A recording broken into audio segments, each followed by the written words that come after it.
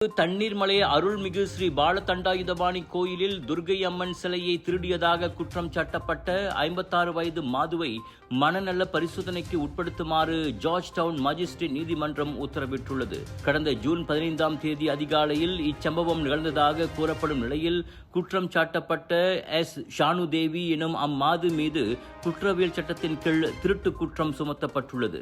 எனினும் பிரதிவாதி தரப்பு வழக்கறிஞர் நீதிமன்றத்தில் சமர்ப்பித்த மருத்துவ அறிக்கையின்படி சம்பந்தப்பட்ட பெண்ணுக்கு இருமுனை மனநல பாதிப்பு அல்லது பைபோலார் டிசார்டர் இருப்பது தெரிய வந்துள்ளது.